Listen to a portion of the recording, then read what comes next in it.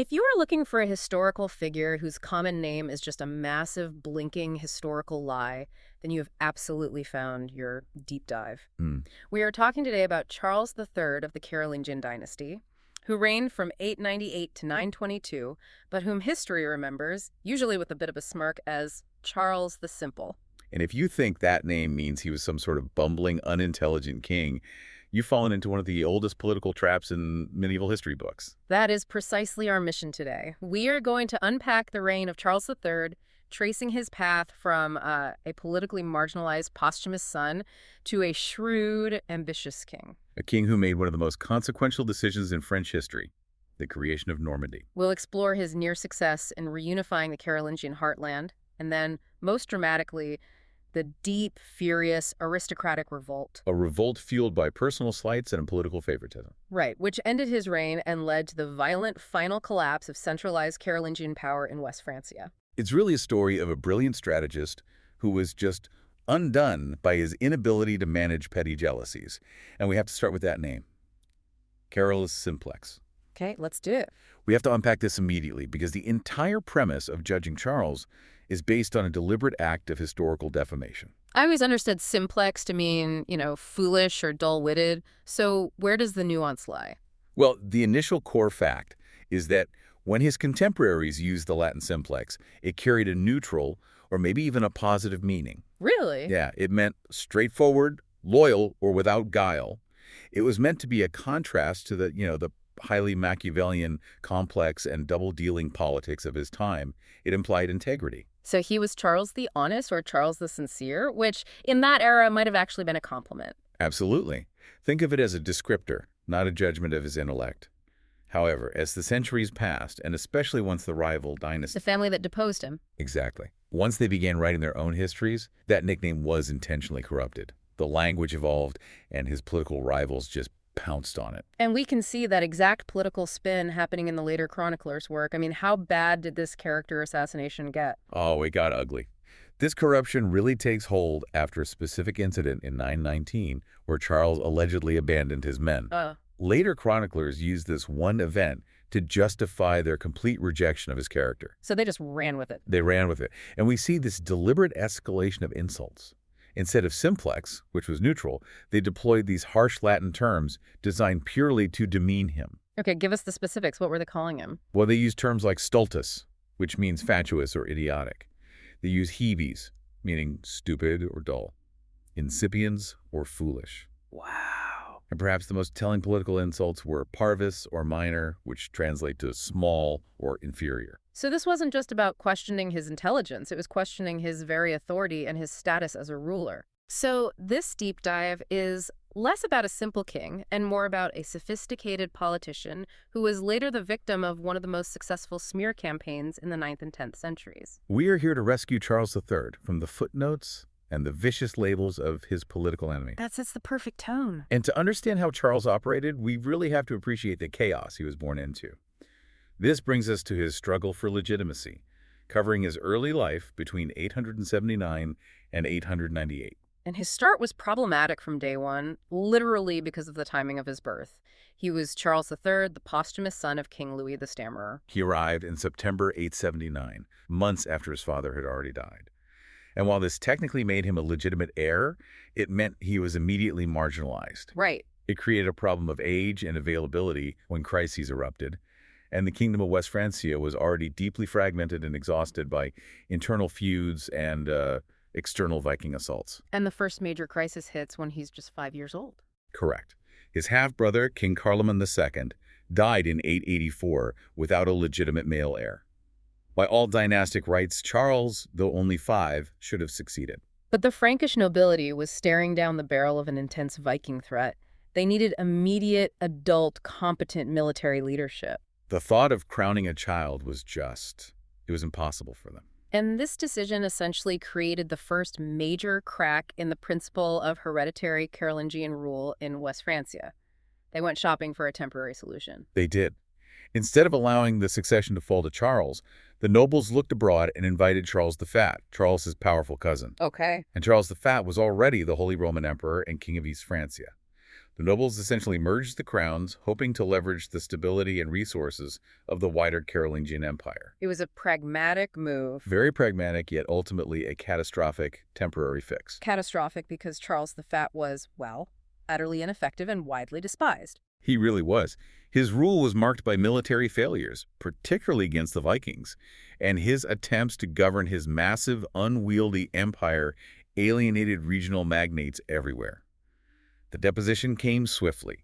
In November 887, the great nobles of the realm gathered at the Diet of Triber. Okay, this Diet of Triber is a massive legal and political moment. What exactly allowed the Frankish nobles to just depose an emperor?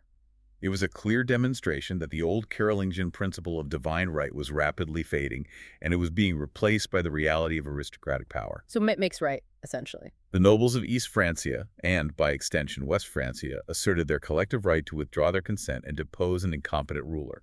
They argued that the king's authority was conditional on his ability to protect the realm. And when Charles the Fat failed to protect them from the Vikings? The contract was broken. That sets a dangerous precedent.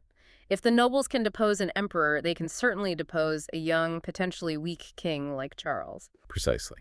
His deposition in 887, followed by his death in January 888, shattered the last vestiges of centralized Carolingian rule and created a total power vacuum. Local counts and dukes across the fragmented empire just seized autonomous power. And in West Francia, that vacuum was immediately filled, not by a Carolingian, but by a rising star who had earned his authority through blood and iron. Enter Odo, Count of Paris.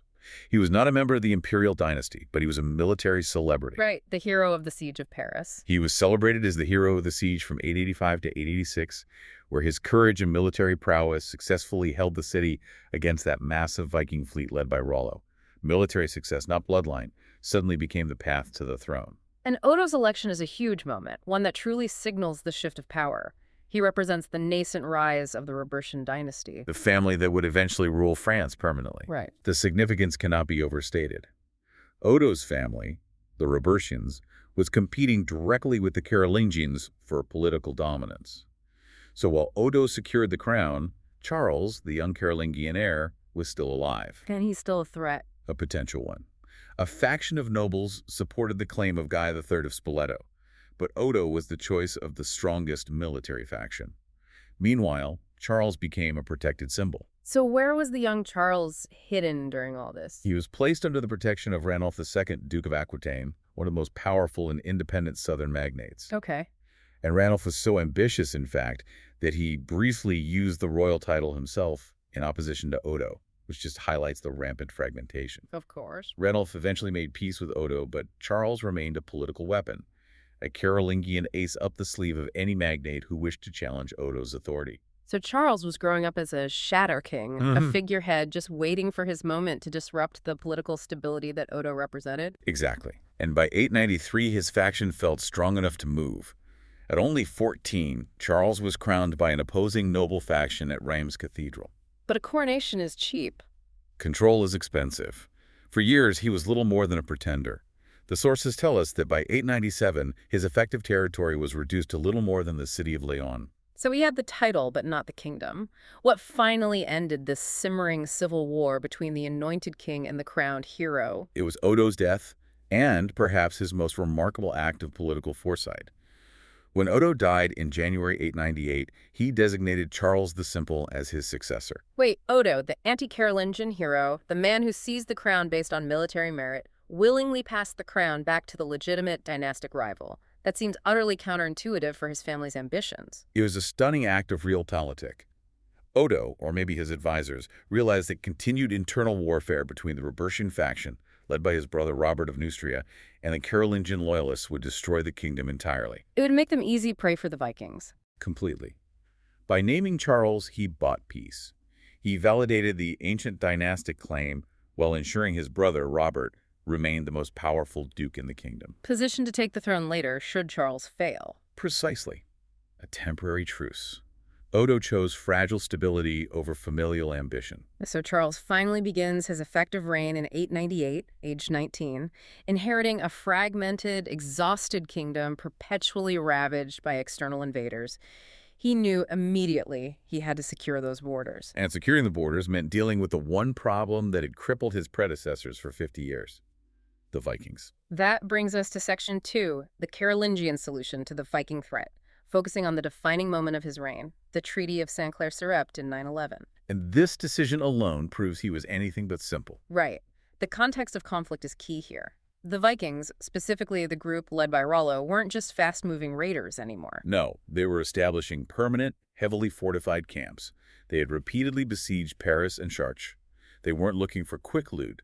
They were looking for land to settle. And the previous strategy, which had dominated for decades, was to either try to fight them off constantly or, failing that, pay them off with enormous sums of Danegeld. Extortion payments.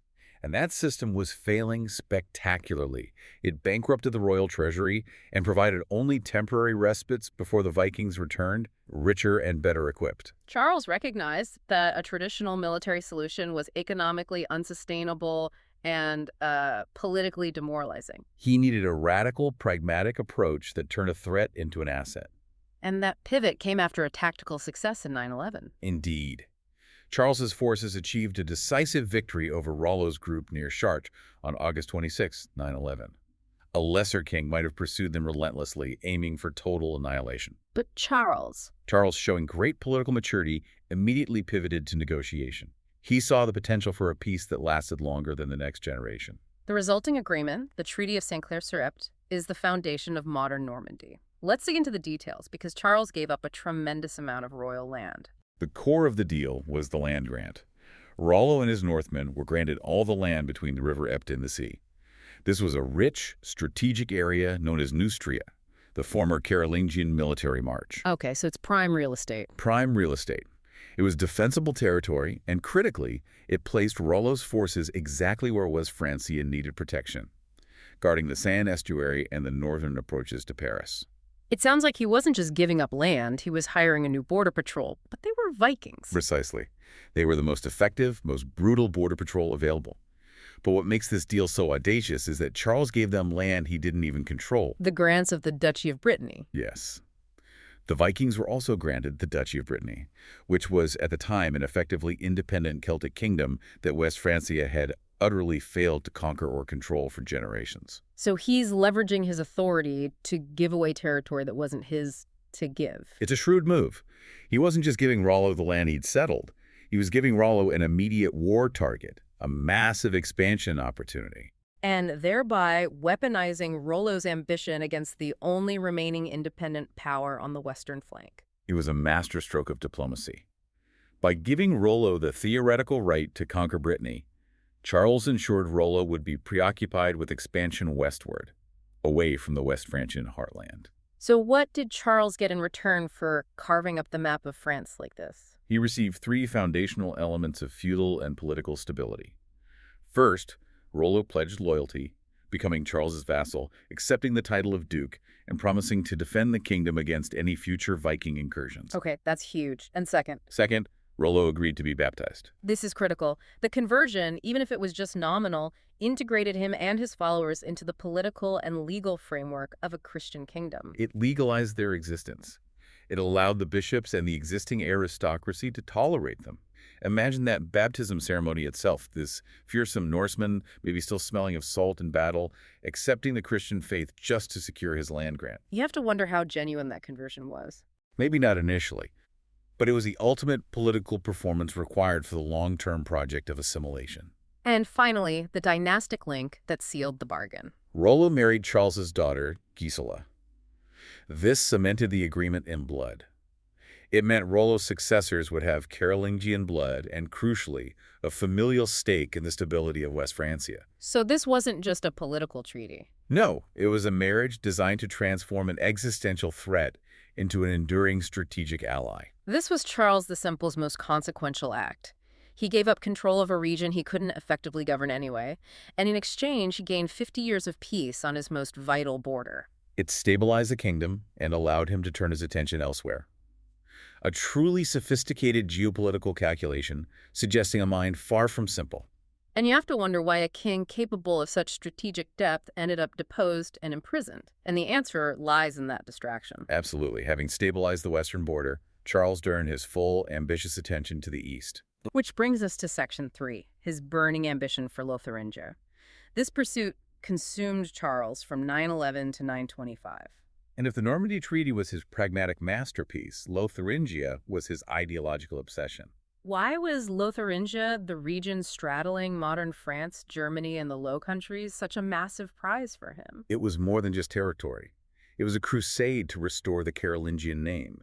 Lotharingia was the cradle of the Carolingian dynasty. Yeah. We are talking about the ancestral homes of Charlemagne's family, the Pippinids, places like Herstal, Jupil, and most importantly, Aachen, the imperial capital itself. So for Charles, taking Lotharingia wasn't just about gaining land, it was about reclaiming the spiritual and political legitimacy of Charlemagne's empire. Exactly.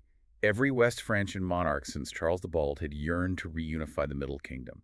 If Charles could secure Aachen, he would be seen not just as King of West Francia, but as the only legitimate heir to the entire Carolingian legacy. A huge political prize that would eclipse the prestige of ruling a fragmented Paris-based kingdom. Right, and the opportunity arose quickly, coinciding with his deal with Rollo. In 911. In 911, Louis the Child, the last Carolingian king of East Francia, died, creating a massive vacuum. The East Francian nobles rejected the Carolingian line and elected Conrad I, a non-Carolingian duke. But the Lotharingian nobles, they were fiercely loyal to the old imperial bloodline. They were. Led by Reginald, Duke of Lorraine, the Lotharingian magnates declared Charles their new king, choosing him specifically because he represented the purity and legitimacy of the Carolingian bloodline. So they chose Charles over their own local choice. They did. Charles was crowned in early November 911. This was a triumph. And for a few years, he was arguably the most powerful monarch in Western Europe, controlling both West Francia and the imperial heartland. And he didn't just stumble into this either. He'd spent years maneuvering to achieve this loyalty. Oh, he played the long diplomatic game. Years earlier, in April 907, he had married Frederuna, a Lotharingian noblewoman. This created deep personal ties to the local aristocracy. He also ensured his niece, Cunegunda, married Wiederick of Lotharingia in 909. These dynastic marriages bound key regional families to his cause. And he also proved he was willing to fight for his new territory against the East Frankish king Conrad III. He defended Lotharingia against two separate attacks from Conrad. For the Lotharingian nobles, Charles was a protector who legitimized their independence from the rest of East Francia. His dedication seemed total. But this immense success in the East, this ideological fulfillment, created the exact seed of discontent that would eventually lead to his downfall in the West. He neglected the people who put him on the throne. This is where Charles the Simple, this straightforward king, made a fatal political misjudgment. It really was. The source material is brutally clear. Charles preferred to stay in the Lotharingian capital, Aachen, or at his palace in Thionville, neglecting the West Frankish centers like Paris or Lyon. For the West Frankish nobility, the Robertians and their allies, this must have felt like a profound betrayal. It was. They had sacrificed their own ambition to place Charles on the throne, hoping for a strong present leader. Instead, they got a king who saw their kingdom as a stepping stone to his true ambition. Which was restoring Charlemagne's glory. Exactly. They saw his constant absence as an affront. His focus was restoring a historical empire.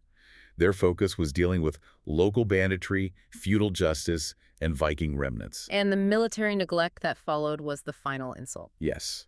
The kingdom was under constant threat, not just from Viking remnants, but now from the incursions of the Hungarians, who were rampaging across Central Europe and threatening Lotharingia itself. And when the Hungarians arrived, Charles refused to march out and defend the territory. He abandoned his duty as the protector of the realm. Wow. The only high-ranking official present to defend Lotharingia, according to the chronicler Fledord, was Archbishop Hervé de Reims. Charles's failure to act decisively against the Hungarians completely shredded his credibility. Among both his Lotharingian nobles who feared for their lives. And the West Frankish nobles, who saw the hypocrisy of a king obsessed with a historical legacy, but unwilling to fight for the living people under his protection. It's the ultimate paradox. He was brilliant enough to turn a foreign enemy like Rollo into an ally, but politically simple enough to completely alienate his home aristocracy. And by 925, Lotharingia was gone again, seized by East Francia. But the damage had already been done at home. Which brings us to Section 4, the seeds of revolt, where his poor judgment regarding favorites and power consolidation created the final storm. The political damage he inflicted by prioritizing Lotharingia was compounded by his subsequent personal and dynastic decisions. The first major instability point, which Charles actually navigated successfully, was the succession crisis in 917. His first wife, Frateruna, died on February 10, 917. She'd have been crucial for his Lotharingian ambitions, but she left him with 6 daughters and no sons. Which, in the cutthroat world of 10th century Francia, meant deep uncertainty about the succession. Every major noble could suddenly calculate their own path to the crown. But Charles responded decisively to secure the line, turning to the only reliable diplomatic power left, England. Exactly. In October 919, he married Edgifu of Wessex, daughter of Edward the Elder, King of England. This was a hugely successful diplomatic alliance, providing him with a powerful foreign backer. And crucially, she bore him the son he desperately needed in 920, the future Louis V of France. So dynastic stability, at least theoretically, was achieved. But by 920, the political firestorm had already been lit by his spectacular misjudgment regarding his favorite, Hagano. This seems to be the single most fatal error of his entire reign. It was political suicide. Charles showed excessive, blatant favoritism towards Hagano, who the sources describe as a mediocris. Meaning a petty nobleman. Not just a low-ranking noble, a petty nobleman, a relatively minor figure who also happened to be a relative of his deceased first wife, Frateruna. Why did elevating a mediocris cause such fury among the high aristocracy? For 2 reasons, tied deeply into the structure of feudal society. First, status. The Frankish nobility believed in a strict hierarchy. Placing a low-born favorite above established, ancient families like the Robertians or the Vermandois was a profound insult. It implied that blood and traditional power meant nothing compared to the king's personal whim. Right. They saw Hagano as an illegitimate conduit of royal power. And the second reason, the practical one, is where Charles truly crossed the line. He started giving Hagano the aristocracy stuff. He was systematically transferring wealth and power from the established magnates to his favorite. Charles endowed Hagano with monasteries and land holdings known as benefices. Okay, let's break down the significance of the benefice. It's not just a paycheck, right? No, not at all. In this decentralized world, a king had very little centralized taxing power. His authority rested on his ability to reward and control the magnates through granting benefices. They were the lifeblood of aristocratic power. They provided tax income, resources for equipping armed retainers, and the ultimate source of local patronage. When Charles started taking these resources away from established barons' resources, they considered their hereditary due. And giving them to Hagano. He was declaring open economic and political warfare on his entire ruling class. And the most provocative act detailed in the sources, the one that absolutely ensured the Robertian dynasty would rise up, was the fight over Chelles Abbey. This is the critical turning point. Charles attempted to dispossess his own aunt, Abbess Rothschild, from Chelles Abbey, and give this immensely valuable, strategically placed monastic complex to Hagano. And Abbess Rothschild was the mother-in-law of Hugh the Great, the son of Robert of Neustria. So by attacking Abbess Rothschild's patrimony, Charles was directly attacking the financial and familial interests of the most powerful, rising, non-Carolingian dynasty in the kingdom. It was a declaration of war. By trying to steal Chelles Abbey, Charles provided the Robertian family with the perfect, morally justifiable excuse to revolt. Exactly. They weren't just challenging him because of ambition. They were protecting their property, their mother-in-law, and their very power structure from an arbitrary and dangerous king. And all of this internal chaos was happening while external support was just crumbling around him. Correct. Remember his hard-won gains in Lotharingia? They evaporated quickly. In 919, the new Duke Gilbert of Lotharingia declared loyalty to the East Francian king, Henry the Fowler. Which meant Charles could no longer count on retreating to Aachen or using Lotharingian forces to balance the scales against his West Francian enemies. The stage was perfectly set for the final dramatic revolt. Charles, the straightforward king, had created a political situation so complex and poisoned that his own overthrow was guaranteed. And that takes us directly into Section 5. Deposition, defeat, and imprisonment, covering the turbulent 3 years from 920 until his death in 929. The speed and violence of his collapse are truly staggering. The moment of realization for the nobles came in 920. Yes. The powerful nobles, driven to complete exasperation by the Hagano situation, decided the only way to restore order was to remove the king. So they seized Charles and imprisoned him. This was the second time in 3 decades that a Frankish monarch had been successfully deposed by his own nobles. It's a shocking act, but it speaks to the depth of aristocratic fury. who secured his temporary release. Charles was only released after intense negotiation, primarily mediated by Archbishop Hervius of Reims. Hervius was one of Charles's most loyal and capable supporters, a man who saw the necessity of maintaining the Carolingian dynasty for stability. So he managed to broker a fragile truce. Right, buying Charles about 2 years of tenuous freedom. But the truce didn't address the root cause, which was Hagano and the king's preference for the East. And so the truce didn't hold. In 922, the Frankish nobles revolted again, sensing Charles had learned nothing. This was the final devastating move. And the revolt was led by Robert of Neustria, brother of the late King Odo, and now the father of Hugh the Great, whose mother-in-law Charles had tried to dispossess. The Robertian hammer finally fell, and it was Robert of Neustria who swung it. He seized the throne. Robert was elected and crowned king by the rebels. Charles the Simple, rejected and cornered, fled to his remaining base of loyalty, Lotharingia. It's hard to imagine the depth of Charles's despair in 922. And just as he fled, he suffered another irreparable loss. On July 2000, 922, Archbishop Hervius of Reims died. The death of his loyal supporter. He had lost his chief diplomat, the man who had previously saved him from imprisonment, leaving him entirely exposed and reliant on military force. But Charles wasn't going to surrender his dynastic legacy easily, though. He marshaled his forces, which crucially included his former Viking enemies, the Normans. A testament to the effectiveness of the 911 Treaty. He returned to West Francia to fight for his crown, leading to the climactic Battle of Soissons, which took place on June 15, 923. And it is a fascinating moment of high-stakes medieval drama. Charles, with his Norman forces, faced the armies of the newly crowned Robert I. And King Robert I died in the battle itself. He did. The sources are conflicting, which adds to the intrigue. Some say Robert I was killed by a common soldier, Count of Fulbert. Others say that Charles the Simple, personally, confronted and killed the usurper king. Imagine that scene. The deposed, desperate king fighting hand-to-hand and personally killing his rival, achieving a moment of brutal, visceral vengeance. It would have been the ultimate moment of triumph, proving he was anything but simple. But that moment was fleeting. Because despite Charles successfully eliminating the leader of the rebellion, Robert's army won the battle. The Robertian forces were better organized, better commanded, and their political will was stronger. Charles was forced to escape the battlefield, having won the duel but lost the war. The rebel nobility acted with ruthless efficiency to prevent any Carolingian resurgence. Swiftly. They elected Rudolph of Burgundy, who was conveniently Robert I's son-in-law, to succeed him. Rudolph was crowned king on July 13, 923.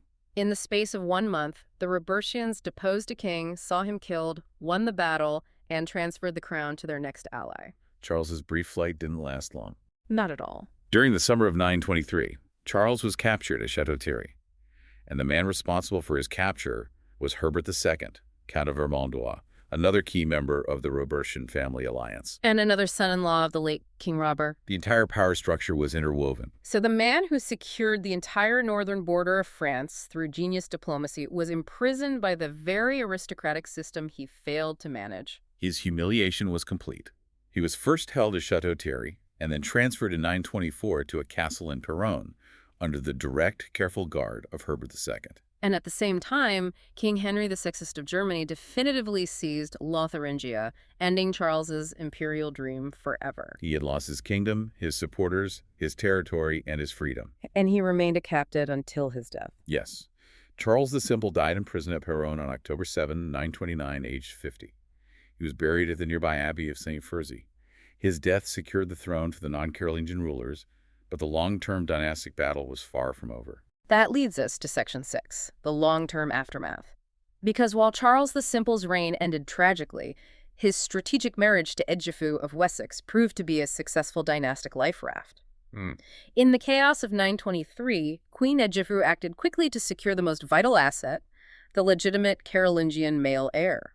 Immediately after Charles's defeat and capture, Edgefu and her young son, Louis, fled back across the Channel to England, seeking refuge at the court of her father, King Edward the Elder. This preserved the bloodline, keeping the Carolingian name politically relevant, but physically removed from the dangerous conflicts in Francia. They became known as the Roi d'Outre-mer, the king from overseas. Meanwhile, Rudolph of Burgundy retained the throne, but his rule was inherently fragile. It was always fragile.